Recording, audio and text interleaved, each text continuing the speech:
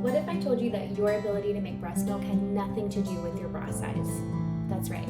They're completely unrelated, and I'm going to tell you why.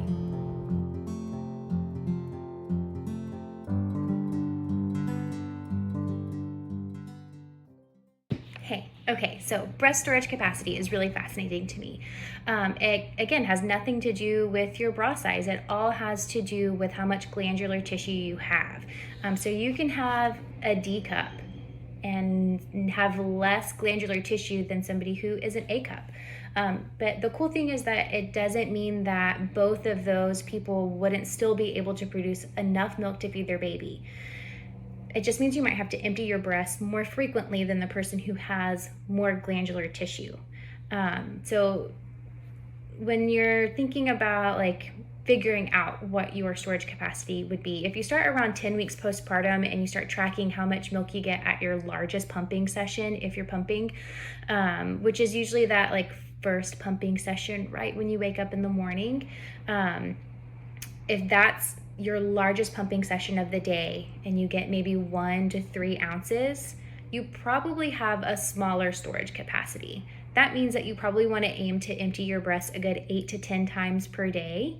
But if you are someone who gets maybe 3 to 6 ounces combined at that largest pumping session, you have a pretty average storage capacity compared to other people. So once your supply is established, you could get away with pumping maybe 6 to 8 times a day. So a little bit less than the person who has a smaller storage capacity. On the even larger side is the person who gets probably 7 to 10 ounces at their largest pumping session. Now, if they're exclusively pumping, once they get their supply established, they can probably aim for 5 to 7 pumping sessions in a 24-hour period without jeopardizing their body's desire to make the milk, right? Because it's all supply and demand. So the fuller the breast gets with milk, the less milk your body's going to make, because your body is smart. It's trying to protect itself, right? Like if you just produce and produce and produce milk and you're not emptying it, you're opening yourself up to, I mean, first of all, a ton of pain. It's not going to feel good to be engorged.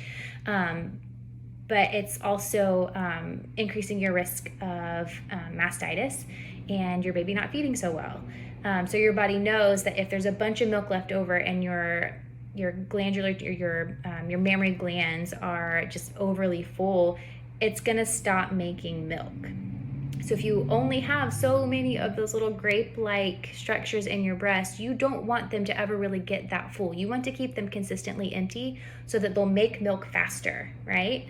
Which is why the person with a smaller storage capacity has to pump or nurse more frequently than somebody who has a really large capacity, because they have a ton of them in there and they're not getting super full all the time.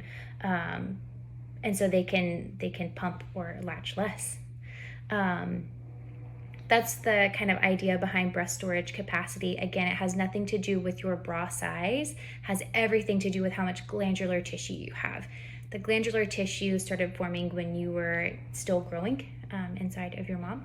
And then it grew again during puberty, and then it grew again when you became pregnant. And then if you have another baby down the road, it's gonna grow even more. So just because you have a smaller capacity for baby number 1 doesn't mean that you're gonna have a larger capacity for baby number 3 or 4 or 5 or 6 or 7 or however many kids you have. You're gonna consistently grow more glandular tissue each time. I don't know, let me know what questions you have, and I'd be happy to help you out.